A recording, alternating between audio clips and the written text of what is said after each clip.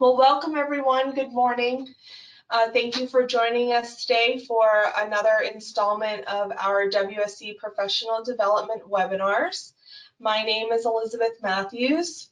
I'm here today with Kent Carroll, and today's topic is Employment and You, why a WSC needs to know about competitive integrated employment.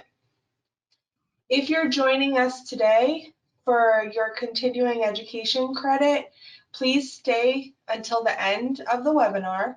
At the end, I will share that information with you on how to access the post-webinar assessment. So today we have a full presentation about competitive integrated employment, person-centered planning best practices, and a few key takeaways about the agency initiatives. Before we get too far into it, I do want to introduce Kent Carroll. He is our co-presenter today, and he will be speaking to us about competitive integrated employment, agency initiatives, changes that are coming up for different services. So he is coming to us with a wealth of knowledge, and I hope that you all are able to learn something new from him and also take away some really valuable information. So to kick off, we are going to start with a poll question.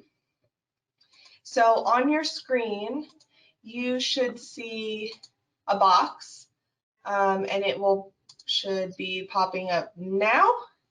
So my question to you is, why do you work? You personally, why do you work? Do you need money to pay your bills? Do you need something to do during the day?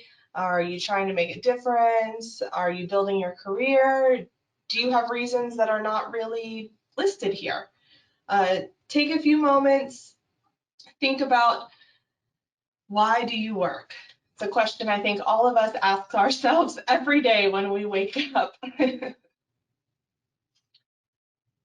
So I do see some answers coming in. I will share these results with you all in a moment, but my thoughts on what the answer would be is reigning true. So just a few more seconds here. All right, let's close it. Here are our results. So why do you work? The majority of you, about half, a little bit more than half of you all today, you work to pay your bills. And I think that's pretty standard across the board. But I do see some other people saying, you want to make an impact, you want to build your career. And for those of you who said other reasons, I'd love for you to tell us. Feel free to put that in the chat box, because there's so many reasons why people work. And today we're going to discuss that further.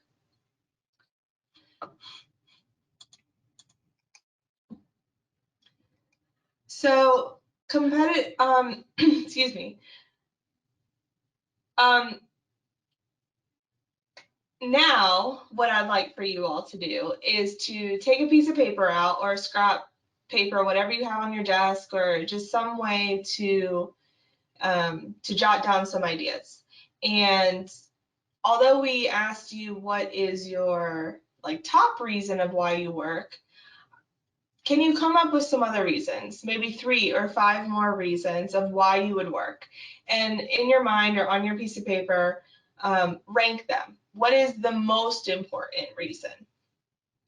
So while you're thinking about that, you might be thinking about the logistics of working or the necessity of working. But there might be some more personal reasons, so jot those down or keep those in mind. On the other hand, can you think of 3 or 5 reasons why you would not work? And again, what would be your top reason of why you would not work?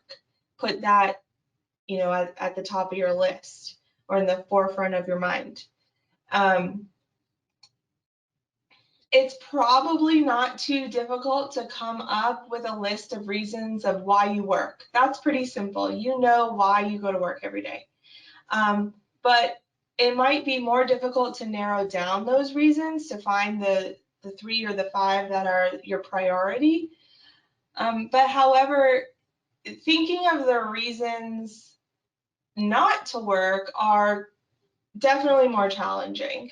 So for many people, the idea of not working, especially for us within the general working public and the age, is extremely difficult to imagine.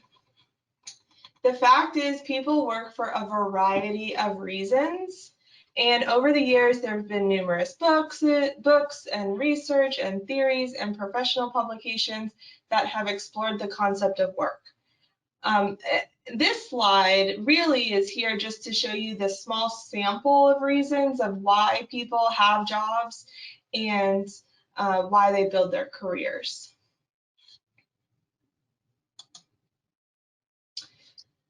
So the U.S. Department of Labor, the Workforce Innovation and Opportunity Act, WIOA, defines competitive integrated employment as work that is performed on a full-time or part-time basis for an individual, which is A, compensated at or above minimum wage and comparable to the customary rate paid by the employer to employees without disabilities, performing similar duties and with similar training and experience.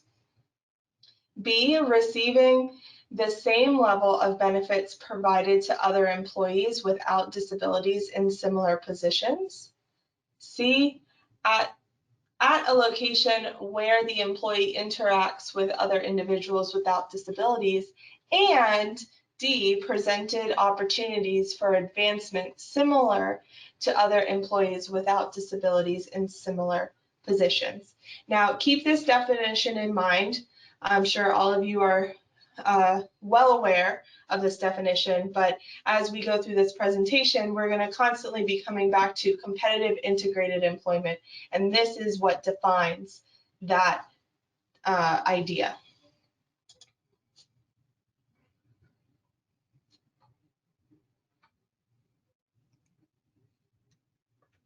So Thank you, Elizabeth. Thank you, Elizabeth.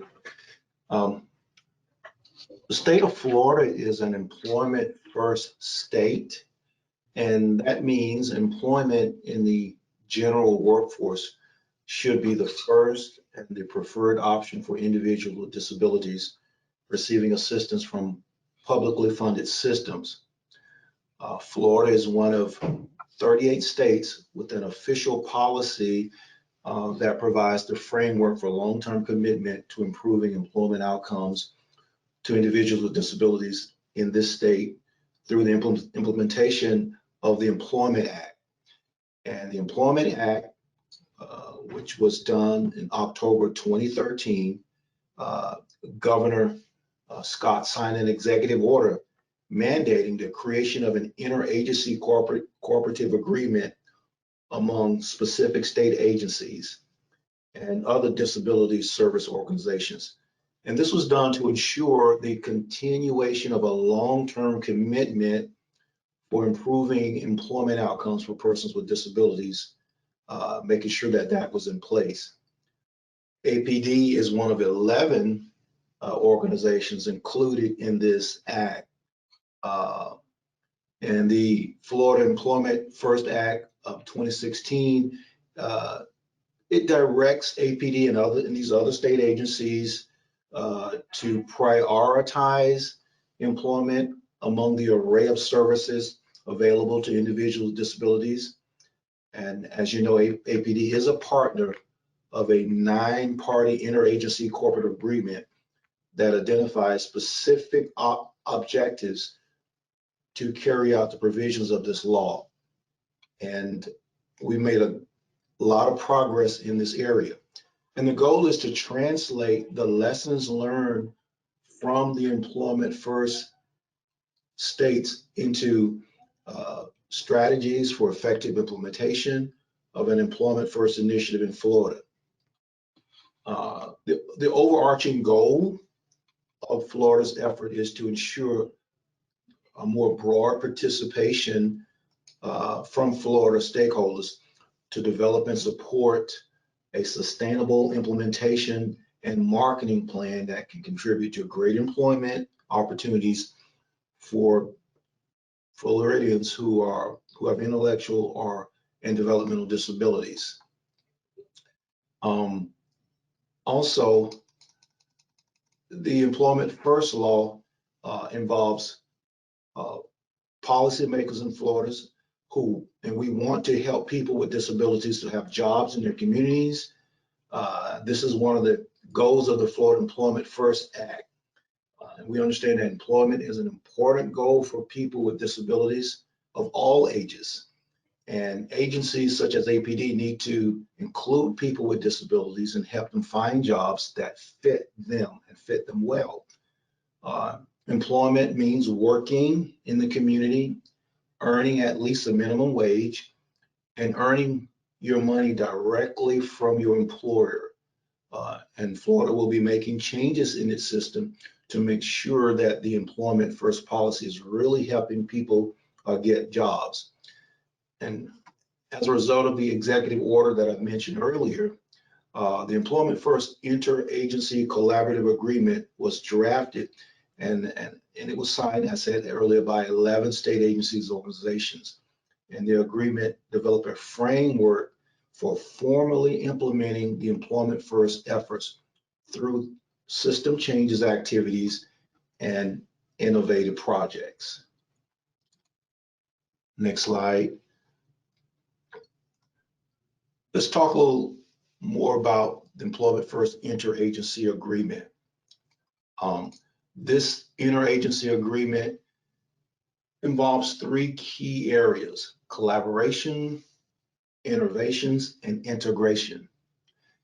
In terms of collaboration, this is, as I said earlier, it is a multi-state collaboration between 11 agencies and organizations to ensure that between these multiple agencies, we want to achieve the intent of the Employment First Act.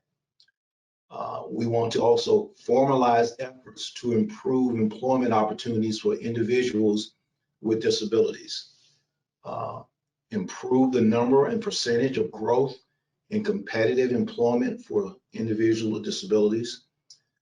In terms of innovation, we want to develop strategic goals and benchmarks to assist the state agencies and organizations in implementing the agreement.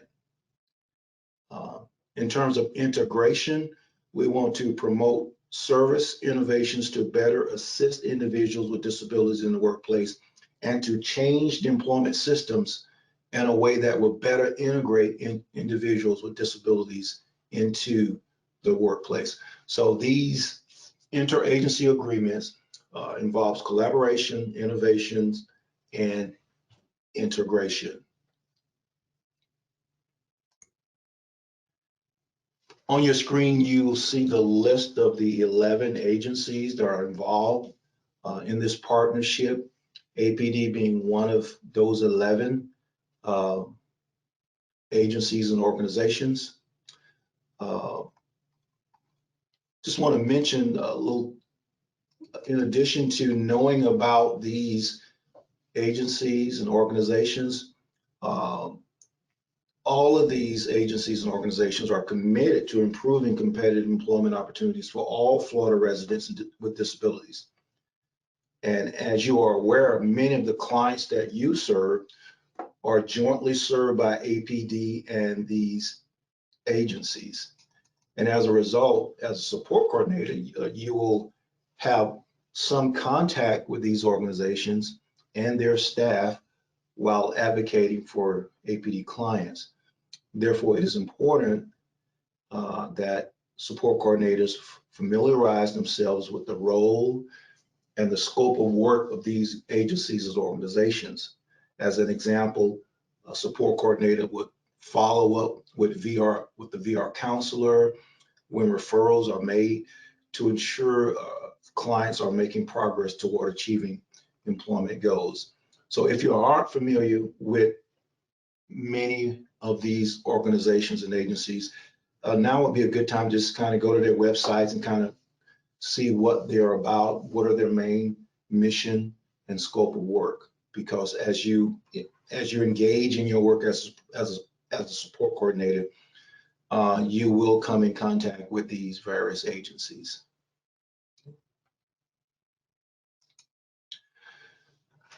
On your screen, you'll see some APD data. This data is taken from an annual report we have to submit as part of the interagency collaboration that APD is involved in. The source of this data comes from our APD ABC system, from the ACLM5 screen, and that information and data was locked in December 2018. The data also comes from QSI, in particular questions 13A, 13B, and 13C. And lastly, we pulled the data for this report from the iConnect demographic screen. If you look at the bar graph, you look at these 5 fiscal years,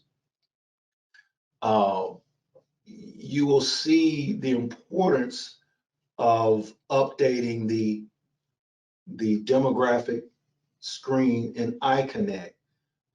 If you look at fiscal year 2020 and 21, you'll see the yellow bar there, which represents the number of people wanting employment and who are not employed. There's a significant drop off from the previous fiscal years. The number of people in that category wanting employment but are not employed is 1,740 people. The previous year was 6,075. So that is a significant drop off. And the reason why we have that drop off is because starting in this latest fiscal year of 2020-21, the data is pulled solely from iConnect. So therefore, it's important that WSCs update the demographic section of iConnect so that data can be captured, so we can get a more realistic picture of the number of individuals who are wanting employment and who are not employed. So just as you look at the data, at the bar graph here and the data here, you see that for the most part, the number of people in day service and ADT and support employment, that has almost remained constant over the last 5 fiscal years. But as I said earlier, the main drop off has been the number of people wanting employment but who are not employed. So it's important that as a support coordinator, you update those demographic screens in iConnect. We're going to talk a little more in later slides about how you go about updating that information in iConnect.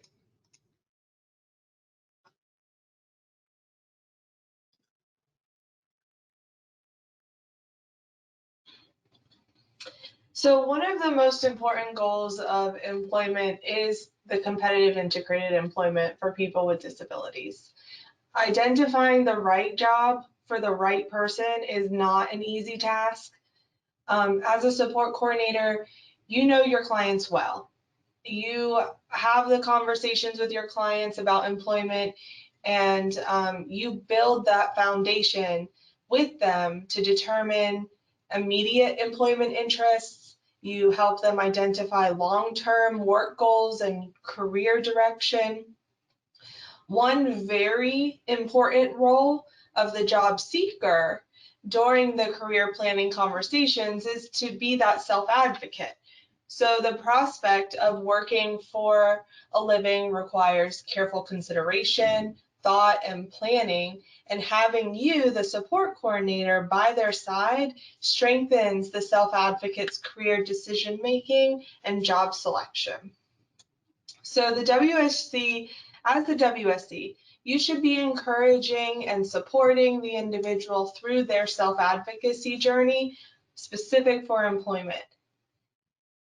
To guide your clients to start building a career path, you may want to consider these 4 key aspects of the planning process. So focus on the person's strengths and preferences instead of impairments or limitations. Identify a type of job and work environment that will best match a person's work preferences, their skills, and their abilities. Establish short and long-term goals that will identify employment leading to a preferred career path. And identify and coordinate a network of formal and informal support resources and strategies that will help ensure long-term employment success. Person-centered planning is intended to help individuals accomplish goals and objectives that they have identified. Numerous person-centered planning models, as you all know, have been developed over the past couple of decades. Although there's differences between them, there is one common thread, and that connects them all. And that is the emphasis on helping a person achieve his or her life dreams and desires.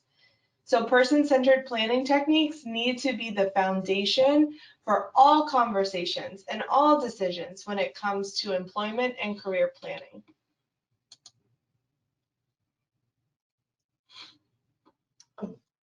As a support coordinator, you have many conversations with the people you serve, and employment undoubtedly comes up in those conversations.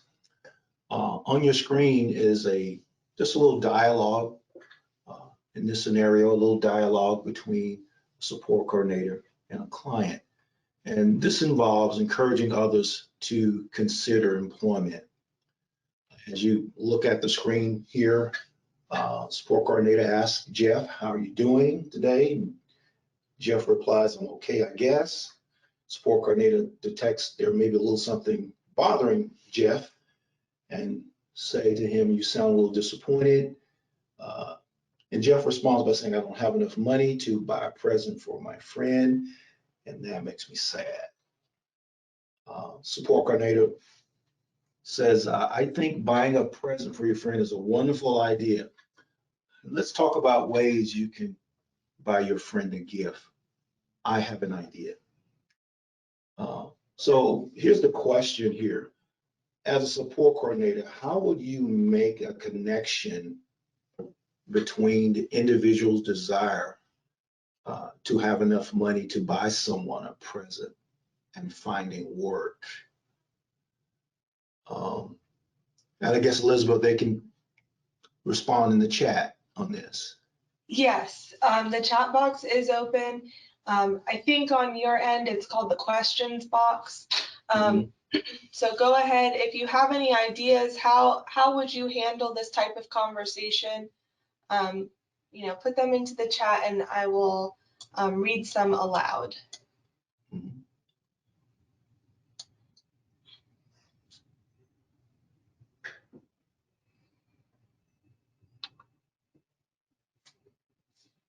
Okay, so we have some coming in. Some would ask if they've thought about getting a job, talk to them about ways to earn money, talk about saving money and how to get gifts through savings, ask if there's an interest in working, discuss what kind of work someone would like. We have share information and ask what they'd like to do. I would tell him that getting a job would help with some level of support. Have you ever thought about making money? So yeah, Kent, I mean, they're definitely coming in with lots of suggestions. Yeah, and as a support coordinator, you are very instrumental. You're in a position to encourage someone to seek employment, especially when they may not think that they can do it or they feel discouraged, and there may be some barriers in place, and they're focusing on the barriers. And your conversation with that individual to kind of get them to look beyond the barrier, look past the barriers, and so that you can make uh, uh, employment for them, competitive employment for them, a reality. Um, so thank you for your feedback on this scenario.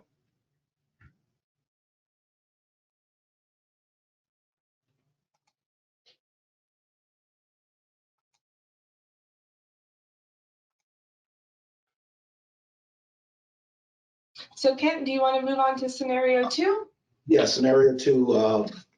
This is a video of a incident involving someone who faced some obstacles in finding employment. And Elizabeth, you can cue the video here, then we'll come back and ask some questions. Okay.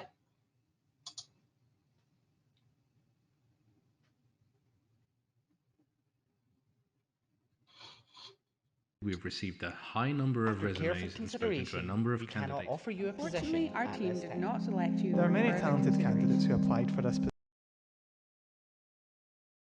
position. You've not been selected for additional interview. My name is Ross and I am visually impaired, registered blind and have mobility issues, but I'm so much more than my disability. I have honestly lost count about the amount of jobs I've applied for. I do look at my CV, I personally think that I've got a lot of experience, but when it comes down to it, I think that a lot of employers see the disability before they see the person. I think my self-confidence has been really knocked by the amount of rejections that I've got because, again, I feel like having a disability, I tend to work that little bit harder to prove myself. So when I get rejected, I feel very defeated.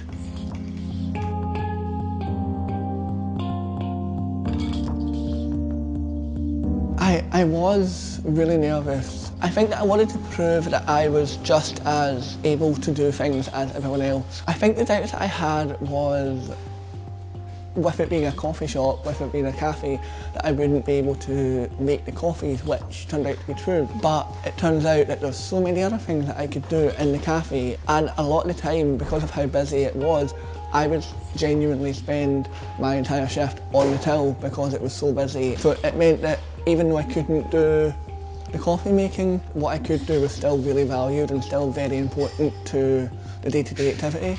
I learned a lot about myself during my time at work, that I'm a really great people person, and I didn't realise how valuable that is, not just to me but to the cafe itself, and it meant that it was very inviting for people. I would love to say to the manager of the cafe and the other staff that I really, really am so grateful for the opportunity of working there. I felt for the first time really, really valued in the workplace. I felt like I was equal to everyone else who was there.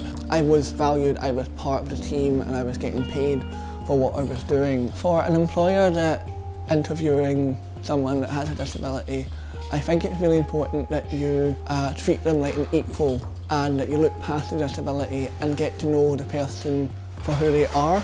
And even if that means having to give them a trial shift to see what they can and can't do, but I think giving someone that opportunity is really, really valuable for everyone. My name is Ross and I'm so much more than my disability.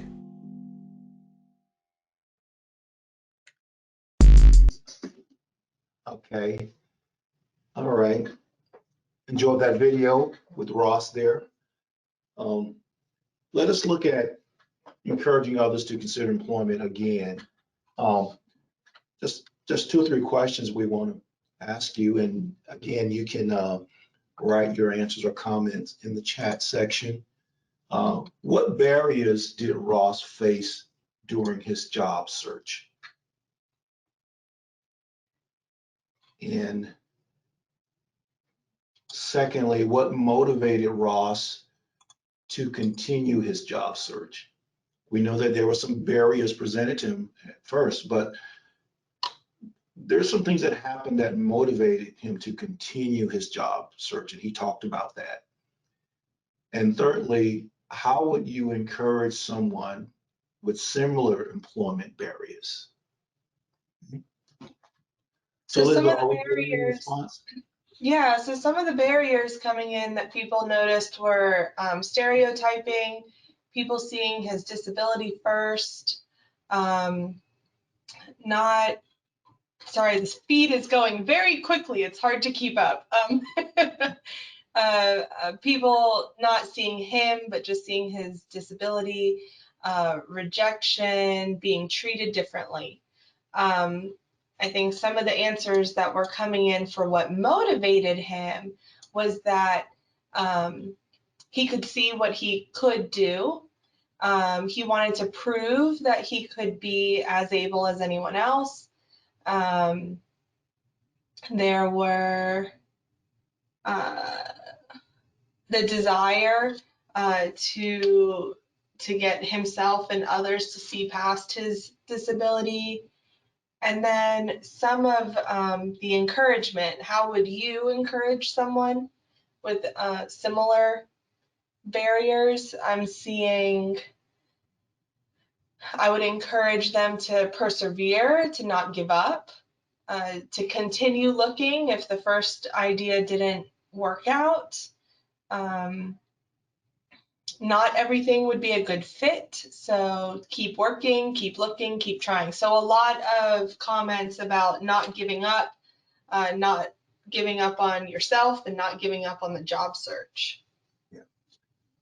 Yeah. And at the end there, I like what Ross said when he encouraged employers when they're seeking to hire someone with a disability. He constantly talked about looking beyond that person's disability and look at what their abilities are and what they can actually do and bring to your company or your organization.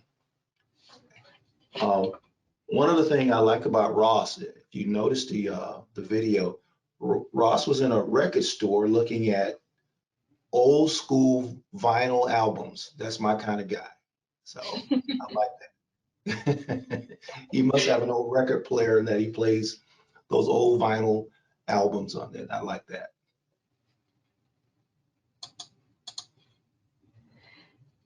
So that just makes me giggle. That's funny, Ken. Listen, you probably never seen an old vinyl album. No, I have, thank you. Okay, so back on track. As a support coordinator, you're going to be talking to your clients about employment. That's why you're here today. You are wanting to gain more knowledge and ideas for how to have these conversations with your clients about their employment goals. So having some questions ready that will help your client look deeper within themselves to find what's important will be good to have on hand. So these questions, these are just examples that are up on your screen. They're just examples of how you can start a conversation about the value and the talent that an individual can bring to the workforce. Additionally, these questions can help anyone recognize when and how stereotypes might hamper a person's ability to bring their whole self to the work that they're doing.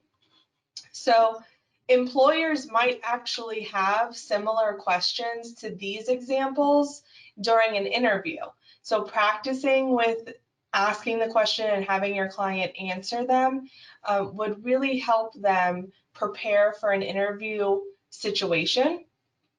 It helps them prepare by getting them used to explaining their accomplishments, speaking confidently about themselves, and sharing concerns that are valuable. Those are all really valuable discussions to have with your clients in preparation for an interview.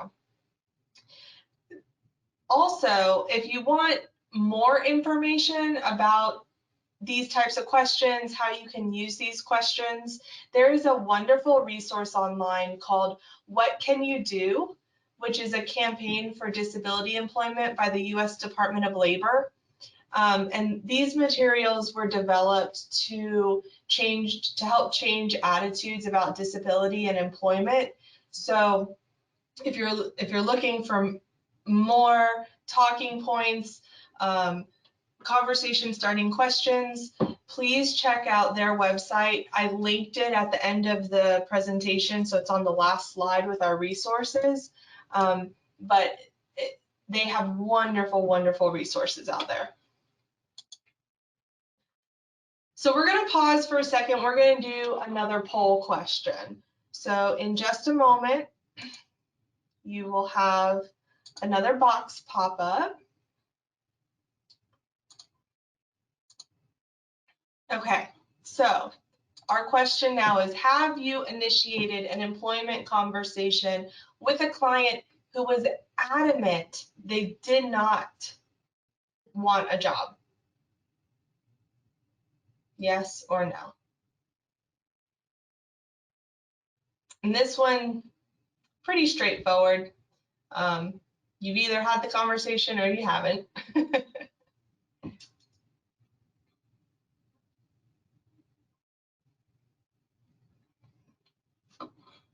Okay, looks like we have a majority of people responding. I'm going to close this and share our results, and it looks like yes, almost 3/4 of the group has had that conversation. So that's wonderful. I'm really glad that you guys are having the conversation, even if someone is not keen on talking about employment. It's always good to kind of drop the conversation, let them think about it on their own, and then maybe come back to it at a later date. So person-centered planning includes individuals who are the most important in your client's life. And really, not surprisingly, they're going to be the people that the client knows the best. So during these career planning conversations, these employment discussions, and also as you guys do during the annual support plan meetings, it's important to remember that all of those involved need to have an open mind about the individual's desires and skills, as well as the available employment opportunities. So just a reminder, anyone that the individual selects to have with them during these meetings and conversations need to be included. Sometimes that might be the supported employment provider, that it should be you, the waiver support coordinator. Sometimes it could be the VR counselor, depending on that relationship. Sometimes it could be a current employer or a current supervisor. And then, of course, the friends, the family, anyone that supports the individual. So throughout career planning, all of us, you, me, your client, we all go through self-evaluation. We are constantly asking ourselves if we like where we see our future going. iBudget waiver clients, they need more support to make sure that they are doing what they want to do, that they feel valued, that they're part of a team, and that they see a future for themselves. So here's a sample of best practices that might be used during employment conversations and career planning. So the first one, the individual's input needs to be emphasized throughout the planning process. Your encouragement for self-advocacy throughout the planning process will play a vital role to ensure that your client is working towards their employment plan. The more the individual speaks their mind, shares their concerns, and brings ideas, the more they will feel confident and supported throughout their employment journey. The concept of a career path drives the plan, rather than simply just finding a job. And that's because according to the US Census Bureau, the average working American will have 3 to 5 careers, and they'll have 10 to 12 jobs during his or her lifetime.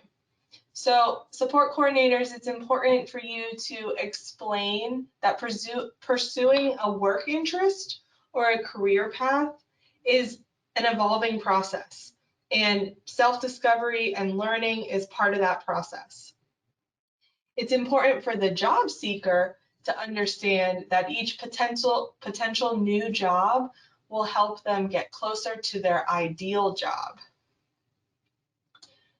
The third best practice, career dreams and aspirations are encouraged, not redirected or considered unrealistic.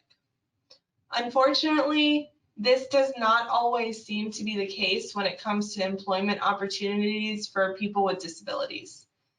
People with significant disabilities are sometimes considered best suited for certain types of work environments. These jobs often revolve around basic entry-level positions.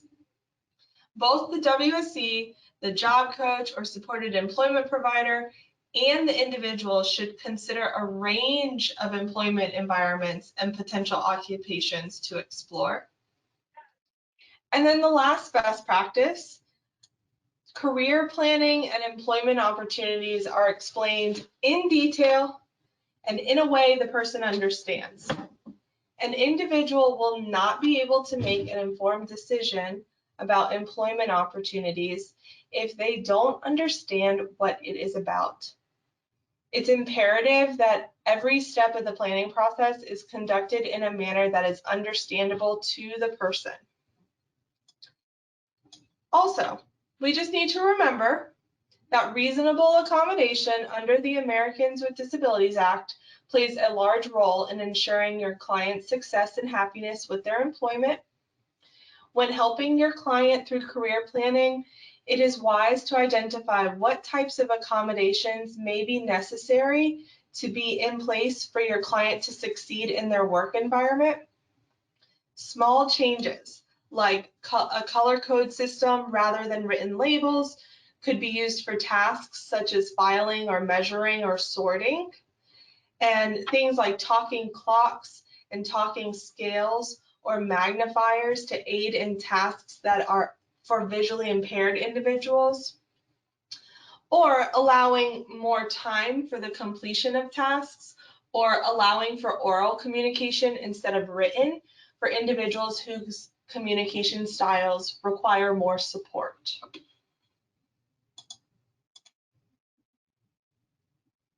Oh, I went too far. There we go.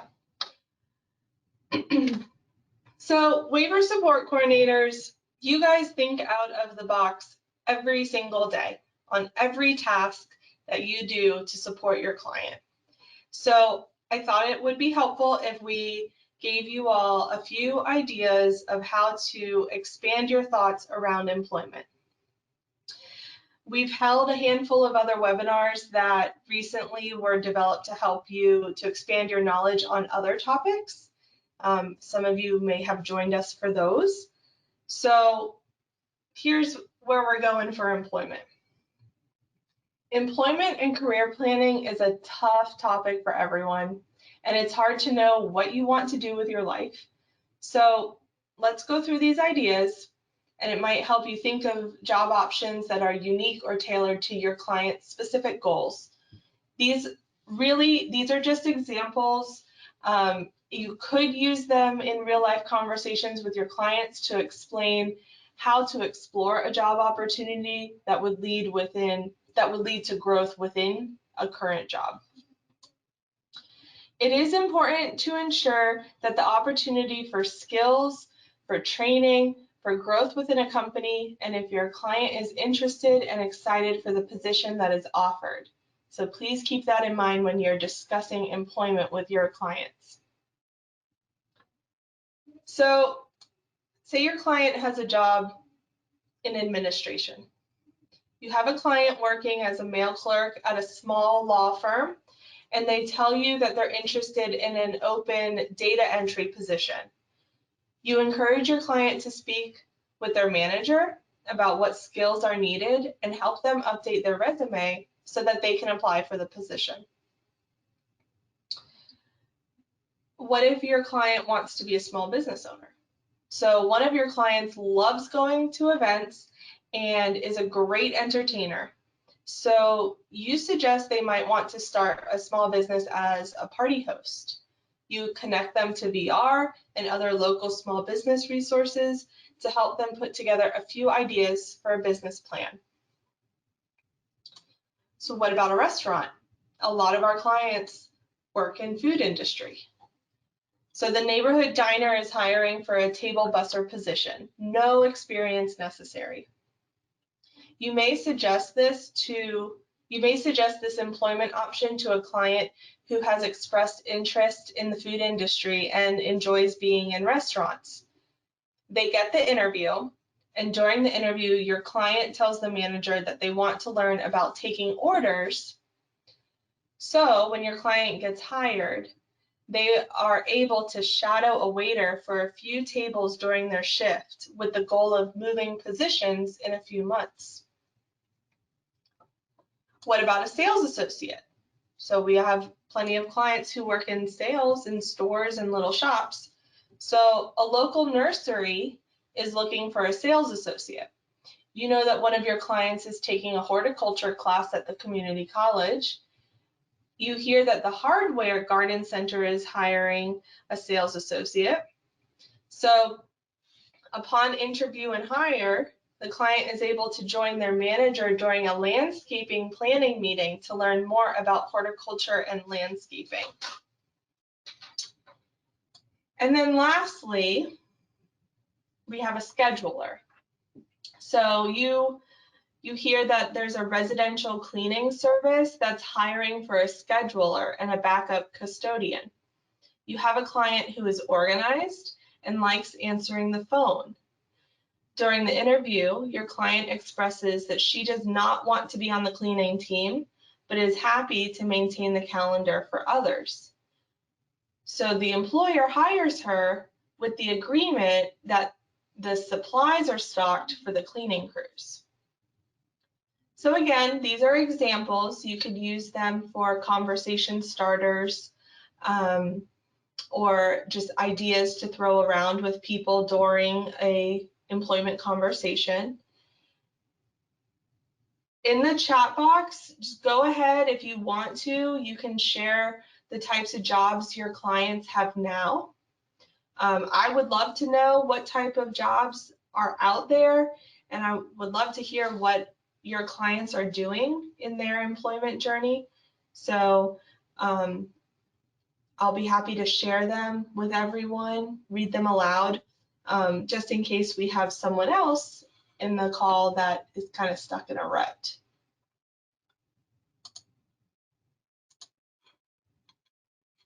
So let's see. Okay, we have a few coming in. We have someone who does lawn mowing for neighborhood lawns. There's the cashier, the bagger at Publix. We have someone who is a teacher for homebound students. We have a few silverware rollers, you know, the people that wrap up the silverware for restaurants. A receptionist, a hostess for a restaurant.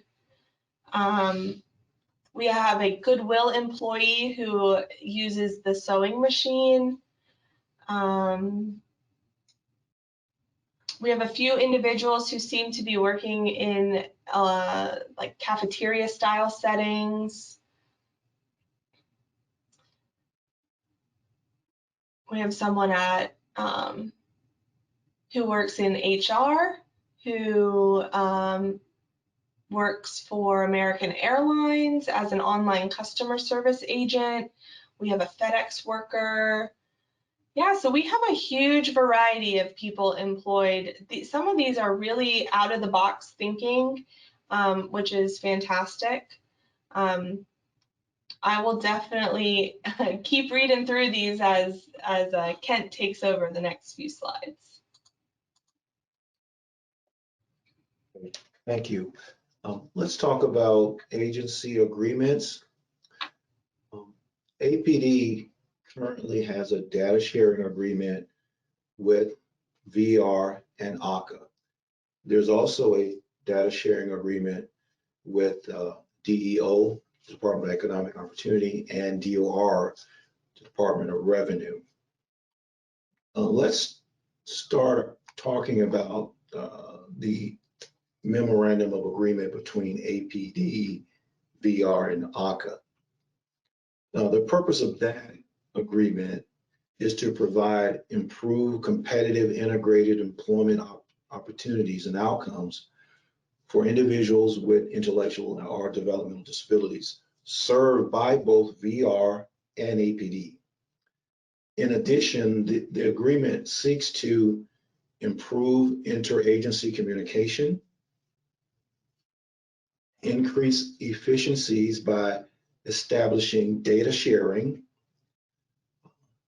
track the progress of individuals receiving services by both agencies, APD and VR.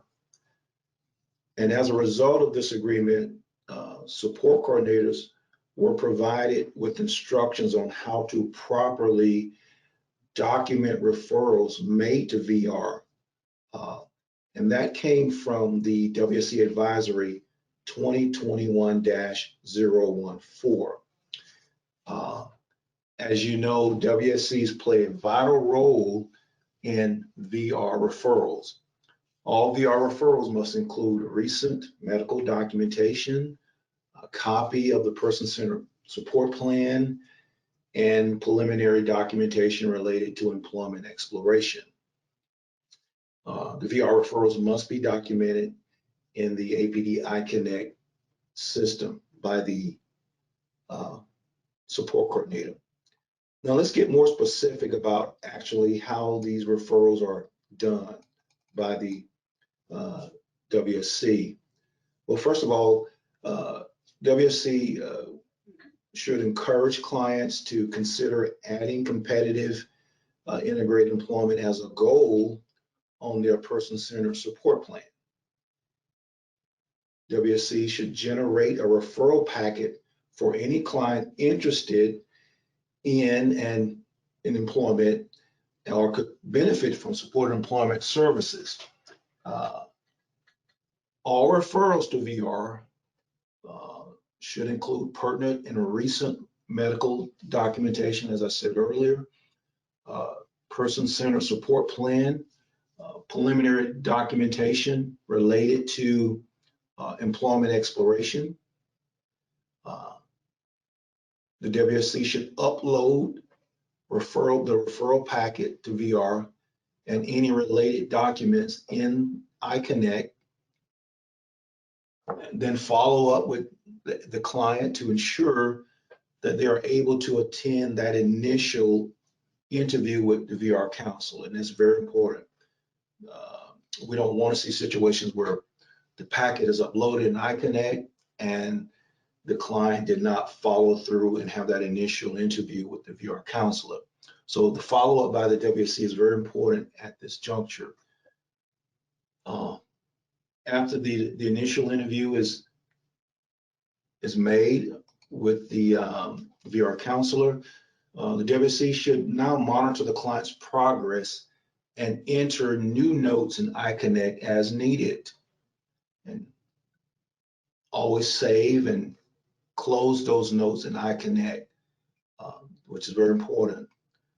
Okay, when job stabilization is obtained through VR, the support coordinator should at this point help the client transition from VR to support employment, which would be phase 2.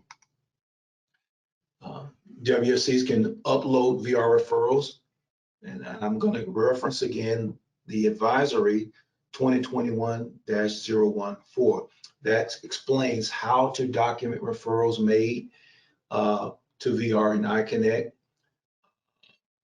And you gotta also understand that this information is being shared with VR and will be used when handling VR referrals.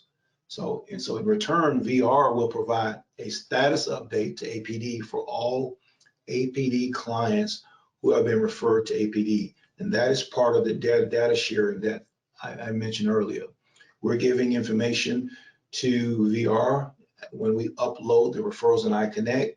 And then through that information that we are able to keep track of those individuals that we refer to VR. And then VR provides us with a status update on all the clients that have been referred to them. And at that juncture, the support coordinators to follow up with those individuals and determine what type of follow-up is needed at that point. Okay. Now, the other data sharing agreement that I mentioned is the agreement between APD, DEO, and DOR. The purpose of this agreement is to establish terms and conditions by which DEO and DOR agree to provide APD employee wages and reemployment tax information through the Employ Florida marketplace and reemployment tax, wage, and employer cross-match results. Okay, and this information identifies competitively employed individuals served by APD. This agreement remains in effect through March of 2023. And APD will use the information obtained through this agreement to identify those individuals who are competitively employed who are served by APD, and also identify quality employment measures such as, but not limited to, placements, earnings, and employment retention, and review employment outcome data to implement quality program improvement plans. So this data is displayed in the Forms tab in the Consumer's Record in iConnect and may be used by the support coordinator to help clients maintain their employment goals. So these two data sharing agreements that APD is involved in between VR and ACA, and the other one between DEO and DOR are very important. And as I mentioned earlier, it's very important that WSCs make those referrals to VR when individuals indicate that they want to be competitively employed, so that the proper referral can be made and follow through with that individual between the two agencies can take place. Okay. Next slide there. ADT redesign. I don't know how much you know about the ADT redesign, but let me just give you a little information about this. The purpose of the ADT redesign is to bring the iBudget waiver funded adult day training and employment services into compliance with the home and community-based services final settings rule. As of now, our ADT providers and our support employment providers are minimally compliant with the HCBC final settings rule. Okay. ADT and support employment providers in Florida have until March of 2023 to come into compliance with these regulations. Next slide.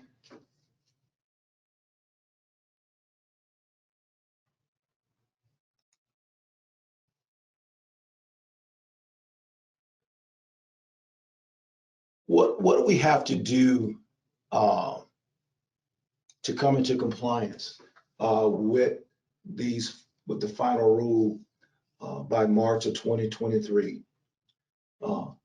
CMS, the Centers for Medicaid and Medicare Services, does not allow individuals to earn wages for services performed in day habilitation programs such as ADTs. As you are aware, currently we do have clients in ADT settings where they are earning wages while in those services. CMS does not allow for that. Secondly, clients who choose to work must have access to employment opportunities that are integrated and competitive in nature. And that includes clients assessing sheltered workshops. And in those settings, those individuals are not integrated in the broader community and wages are not competitive. In many of these cases, individuals are paid sub-minimum wages, and clients interested in employment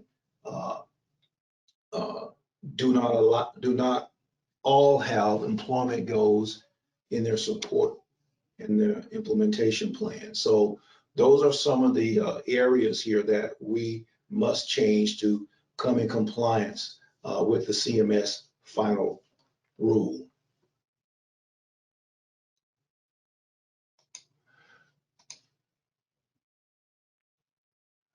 What is the current status of our ADT service? Life Skill Development 3, it is categorized as a rehabilitation service.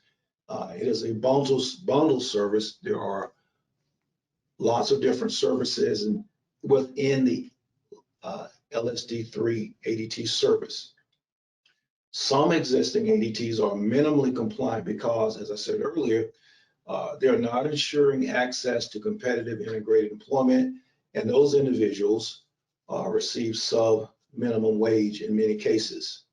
Although these sheltered workshops provide vocational training to individuals, the settings are not integrated, and the individuals in these 14C sub-minimum settings, they are continuing to receive sub-minimum wages, which is what the CMS final rule does not allow. And we must come into compliance with this by March of 2023. So how are we going to come into compliance with this? There are some proposed changes that are in the works right now to make this happen. Let me just underscore that these are proposals. We're in the preliminary stages of making these changes. There are a lot of moving parts right now, and a lot of these things are going to have to work itself out before we can finalize any of these proposed changes. But let us look at the proposed changes. Life Skill Development 3, we're proposing that be a day support services, a rehabilitation service, if you will, that includes therapeutic recreation to assist individuals in developing and maintaining life skills that enable them to participate in community engaged, meaningful day activities. Okay. And we're introducing a new life skill development force, which is a pre-vocational service. Life Skill Development 3 will no longer be a situation where individuals are paid wages. Okay, we're going to introduce and propose a new Life Skill Development 4, which is a service that fits in between your Life Skill Development 3, your day rehabilitation service, and your Life Skill Development 2, which is your supported employment. So we're inserting or proposing a new service in between those two services, and we're calling it a pre-vocational training service, LSD4, Life Skills Development 4. And this service will provide pre-vocational training and work experiences on a time-limited basis. Right now, we're looking at this service lasting from 18 to 24 months. Now, that may change, but right now we're looking at it being a service that is time-limited. This service will include volunteer work to develop general, non-job specific tasks that will help an individual transition to vocational rehab and eventually obtain employment in a competitive integrated community setting. We're going to be careful that this service does not duplicate VR services. Life skill development 4 or pre-vocational training, as I said earlier, will be non-job specific in its nature and must not duplicate VR services. So this is a new service that we plan to propose. Supported employment, life skills development 2, that will be the service that we're all familiar with, provide individuals with individual and group employment assistance in a competitive integrated setting. So if you look at the screen, you can see the flow of the services. An example of the progression would be someone would be in LSD 3 or an LSD 1 companion services. Then from there, they move on to LSD 4, which is your pre-vocational service. And then from LSD 4 to Voc Rehab Phase 1. And after successfully completing Phase 1, then the individual hopefully can transition into supported employment, LSD 2. Okay. A lot of things are up in the air right now, and there are a lot of moving parts, as I said earlier. And there are many actions that we're going to have to implement, and there are going to be many actions needed for providers to achieve compliance by March of 2023. Our first primary action at this point is to disseminate information to providers. What I'm doing right now in this webinar, I'm disseminating information about these changes that are coming down the pike. We're going to be disseminating more information to stakeholders, including support coordinators, providers, clients, and we're going to be in constant collaboration with ACA and with other stakeholders. And more specifically, in terms of our collaboration with ACA, we intend to amend the rate table by replacing the existing supported employment group rates with current ADT rates to incentivize more people moving into supported employment. Also, we hope to amend the federal waiver to include a pre-vocational service, as I mentioned earlier, and revise the ADT to include therapeutic day support and habilitation. We intend to update the iBudget handbook to clarify that providers cannot pay clients doing ADT services, which is one of the key changes in our ADT service going forward. We will be updating all of this information in iConnect and to align with all of these changes that I mentioned earlier. So iConnect is going to be going through a lot of changes to incorporate all of these aforementioned changes in the services that I mentioned. So that's where we are in terms of coming into compliance with the ADT redesign. As I said earlier, this is an achievement that we intend to accomplish by March of 2023. Okay.